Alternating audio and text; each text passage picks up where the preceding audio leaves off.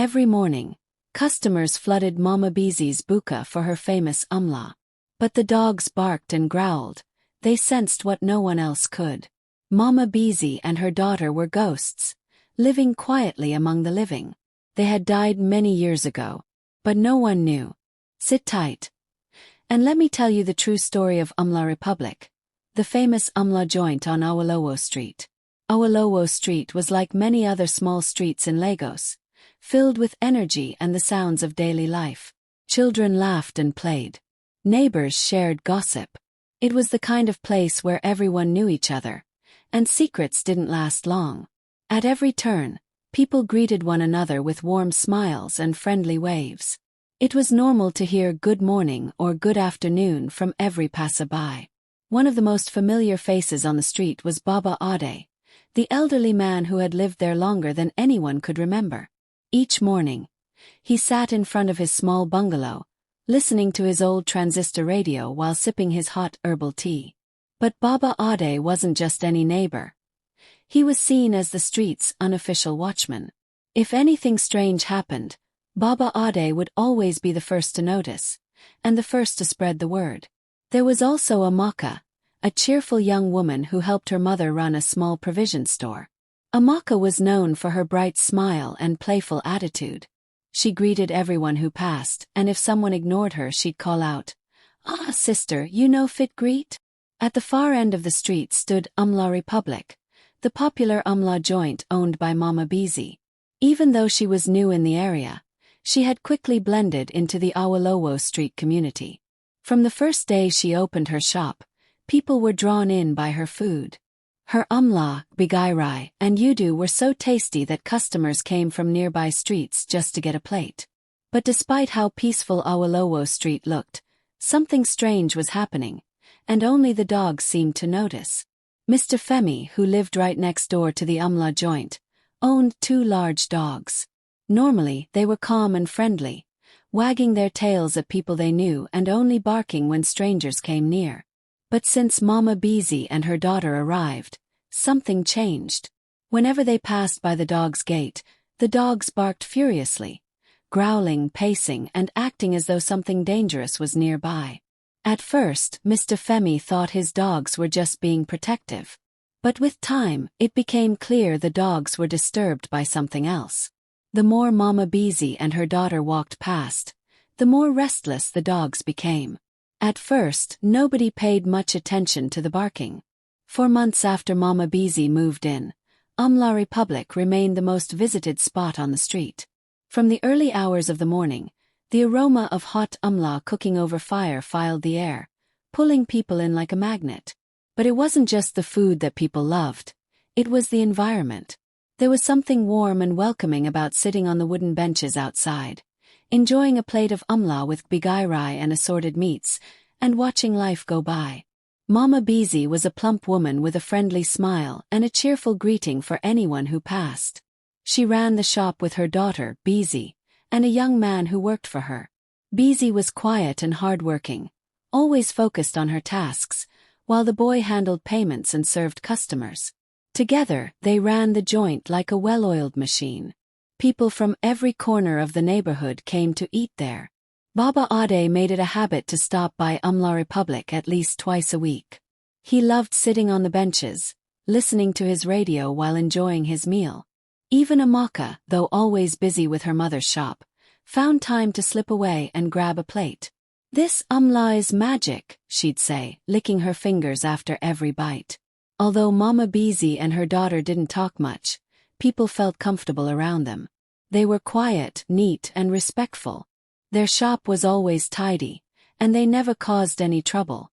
The food was perfect, and everything seemed to be running smoothly. The AMALA was soft and smooth. The gbegiri was rich with flavor. The customers were satisfied. But while the people of Awolowo Street ate happily, Mr. Femi's dogs saw something no one else did. Every time Mama Bisi or her daughter Bisi walked past, the dogs barked loudly, their sharp warning barks cutting through the air. It was as if they could sense a truth the rest of the street was blind to. "I don't understand why these dogs keep barking at them," Mr. Femi said one day, shaking his head. They've never acted like this before. His dogs were known to be gentle and well-behaved. They had seen Mama Bisi and her daughter every single day for months, and still their behavior never changed. Each time the women walked by, the barking started again, just as loud as the first time. It was loud, like the dogs were trying to warn everyone about something they could not see. If only these dogs could talk, Mr. Femi said to himself one evening, while the dogs barked and barked without stopping. But to everyone else, Mama Bisi and her family looked normal. They ran their shop, greeted people, and did their work like everyone else. Nobody really paid attention to the dogs barking. But as days went by, something slowly began to feel different. AMALA REPUBLIC was still full of customers, but there was a strange feeling in the air that no one could explain. Bit by bit, things started to change. First, the changes were very small. People still came to eat amla at Mama Bisi's place. They still enjoyed the food and talked with each other. The shop was still very popular. But slowly, something started to feel off. The warm, happy feeling that used to be in the shop started to disappear. Mama Bisi and her daughter started acting different. They didn't act the same anymore. It started with how they greeted people. Mama Bisi used to be one of the nicest people on the street. Every morning she greeted everyone who passed by. Her voice was always full of joy, and her smile was bright. Her daughter, Bisi, and the young man who worked with them also greeted everyone. They smiled and said hello as they opened the shop each day. Everyone on Awolowo Street liked this. In Yoruba culture, greeting others is very important. But one day, Amaka noticed something strange. She was going to the provision store and walked past Mama Bisi's shop. She waved and said, "Good morning, Mama Bisi," in a happy voice. But Mama Bisi didn't answer. She didn't look up. She didn't smile. She didn't even act like she heard Amaka. Amaka felt confused. Maybe she didn't hear me, she thought. She tried again the next day. But the same thing happened. No reply. Mama Bisi's daughter and the young man didn't greet anyone either. They just kept working. Their faces were blank. Their eyes looked down. They didn't look at anyone. And it wasn't just Amaka. Other people on the street noticed too. They started to whisper to each other. Baba Ade, who sat outside his house every day listening to his radio, also saw what was happening. "These people don't greet anymore," he said one afternoon, scratching his head. "Before, they used to greet me every morning. Now they just pass by like I'm not there." "I thought it was just me," Amaka said. "I greet them every day, but it's like they don't even see me." First, people tried to find excuses. Maybe they were tired. Running an amla shop is hard work. But the strange behavior continued. Day by day, Mama Bisi, her daughter, and the young man became even more quiet and cold. They didn't talk to customers like before. They just served the food, collected money, and went back to work. Even when the shop was full, they stayed silent. The shop didn't feel warm anymore. Felt cold, almost scary. Every morning, when Mama Bisi and her daughter passed by to open their shop, the dogs would bark loudly. Their growls were deep and scary. Their barks were sharp and didn't stop. The barking was so loud that it disturbed the whole street. It didn't stop after one or two barks. Kept going and going like the dogs were trying to say something. Maybe a warning. "I don't know what's wrong with these dogs," Mr. Femi said one evening, shaking his head. "This is not normal. These dogs are always calm and friendly, even with strangers," he said. One morning, Amaka was standing outside her mother's provision shop. She watched something strange happen. The dogs were barking loudly and moving up and down behind the gate. Their eyes were fixed on Mama Bisi and her daughter, Bisi, as they walked past. But Mama Bisi and Bisi didn't seem to care. They didn't jump or even look at the dogs. They just walked quietly to their shop, opened the door, and started work like it was a normal day. "What is wrong with these dogs?" Amaka asked her mother, who was standing next to her. "I don't know, but it's not normal. Dogs don't bark like that for no reason," her mother said. As days turned into weeks, people on Awolowo Street started to talk more. They whispered to each other. People who used to love eating at AMALA REPUBLIC now felt strange when they went there. The food still tasted great, but the happy feeling that used to be in the shop was gone. The shop was still full, but it didn't feel warm anymore. It felt cold and empty. Customers noticed that Mama Bisi, her daughter, and the young man who worked with them hardly talked to each other. And when they did talk, it was in a low voice using a language that no one understood. "They're not speaking Yoruba," Baba Ade said one day. He was talking to some men sitting outside his house. "I've been listening. That language they speak is not Yoruba. It's not even a Nigerian language. I don't know what it is." The men nodded. It was another strange thing that no one could explain. As the mystery grew, the worry on the street grew too. The dogs kept barking every day. People kept whispering. Everyone wondered what had changed. Why did Mama Bisi, her daughter, and the young man now act so strange? Why were the dogs always barking at them? Were they hiding something? Nobody had answers, but one thing was clear. Something was wrong with the AMALA sellers. People couldn't see it, but the dogs could. If only the people knew what the dogs were trying to say. As more weeks passed, the strange feeling on Awolowo Street got stronger. Mama Bisi's AMALA shop, which used to be the happiest place in the area, still had many customers. But now, people spoke in soft voices about the weird changes in Mama Bisi, her daughter, and the young man. There was something odd about the way they lived. People started to notice that Mama Bisi and her team never seemed to go home.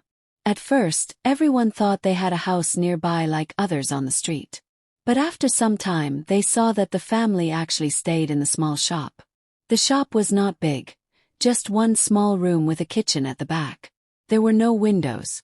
Yet, every night after closing, Mama Bisi, her daughter, and the young man stayed inside. Nobody ever saw them leave. It didn't make sense because Lagos is very hot, especially during the dry season. On nights when the heat was too much and even the breeze stopped blowing, people on the street would drag their mattresses outside to sleep. Mr. Femi's compound was always full of people sleeping outside just to stay cool. But not Mama Bisi and her people. No matter how hot it was, they stayed inside the shop.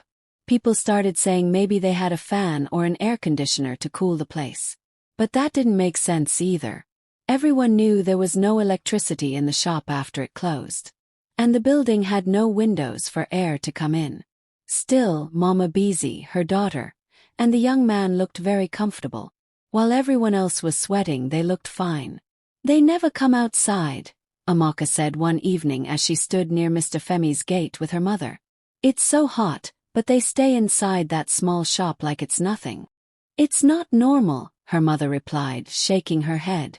"Even I can't sleep in this kind of heat." The more people talked, the more they saw how strange the family was. It was like they were not affected by the things that troubled everyone else. And then there were the dogs. It was strange because dogs in the neighborhood usually stopped barking at people they saw every day. They got used to familiar faces. But not with Mama Bisi and her people. "I don't understand it," Mr. Femi said one afternoon. He was talking to a few neighbors outside his house. "My dogs have never behaved like this. By now, they should be used to Mama Bisi and her people. But every time they see them, they act like they're seeing strangers." "It's not just your dogs," Baba Ade said from his usual chair. "Dogs can sense things we can't. They're seeing something we're not seeing." The neighbors nodded. Everyone had their own ideas, but no one could explain why the dogs were always so angry. The loud barking had become normal. The mystery got deeper. Who were these people? Where did they come from? Why did everything about them feel so strange? As more people whispered, the fear in the street also grew. People still went to the shop to eat, but now they felt scared, like something bad was hiding there, waiting to come out. The way Mama Bisi and her people lived, the dogs barking all the time, and the strange language they spoke, all of it pointed to one thing. There was more to these people than anyone could see. Things stayed like this until New Year's Eve. That night something unexpected happened. The end of the year brought a happy mood to Awolowo Street. People were celebrating.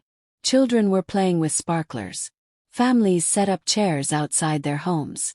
The smell of food filled the air as everyone got ready to welcome the new year. As usual, most people stayed up late for the crossover. Some went to church. Others stayed with family and friends. But one thing stood out. AMALA Republic was still open late into the night. It was strange. The shop was never open this late before. Normally, Mama Bisi closed her shop around 10 p.m. But on this special night, the lights in the shop stayed on. People could see them moving around, cooking and serving food to the few late-night customers. Some people on the street thought maybe they were staying open longer to make more money before the new year. But nobody asked questions. Mama Bisi and her people had always done things their own way. Mr. Femi had just come back from a New Year's Eve church service with his wife when he saw the lights still on in the shop. "Ah, they're still open?" his wife asked, surprised. "Maybe they want to make some extra sales before midnight," Mr. Femi replied, looking at the shop. But something was strange. The dogs were quiet. Usually, they bark loudly whenever Mama Bisi and her people walk past. But that night they were calm, lying down quietly in Mr. Femi's compound. It was strange, but Mr. Femi didn't think too much about it. When the clock struck midnight, fireworks filled the sky. The people of Awolowo Street cheered and laughed. There was music, people clinking bottles, and everyone saying, "Happy New Year." But while everyone was celebrating, no one noticed what was happening at Mama Bisi's shop. By the next morning, everything had changed. When the sun came up on New Year's Day, the people of Awolowo Street saw something very strange. AMALA Republic, which had been full of people just hours before, was now completely empty. The door was closed. The lights were off. Mama Bisi and her people were gone. It didn't look like they just closed for the holiday. Everything was missing. The pots and pans that were always outside the shop were gone. The benches where people used to sit had been taken away. Inside the shop looked empty and quiet, like nobody had ever been there at all. "No one saw them leave," Mr. Femi said, shaking his head. "I passed by there around 3 a.m. after church, and they were still there. But now, it's like they disappeared." Amaka was one of the first to notice that something was wrong. She went to buy AMALA that morning. "Mama Bisi, are you there?" she called, knocking on the door. There was no answer. When she peeked inside, she was shocked. The shop was completely empty. She ran back to her mother's shop, her heart beating fast. "Mama, they're gone. The shop is empty," she cried. Her mother frowned. "What do you mean gone?" "They're not there. Everything is gone. The whole place is cleared out." The news spread quickly. People came and gathered around the empty shop. They whispered to each other, trying to understand what had happened. No one had seen them pack. No trucks, no cars, nothing. It was like they had vanished into thin air. "They couldn't have left without anyone seeing them," one man said, scratching his head. "Maybe they moved in the middle of the night," another person said. But no one could explain how they left without leaving anything behind. The shop was empty. There were no clues about where Mama Bisi and her people had gone. No one saw them leave. No one had answers.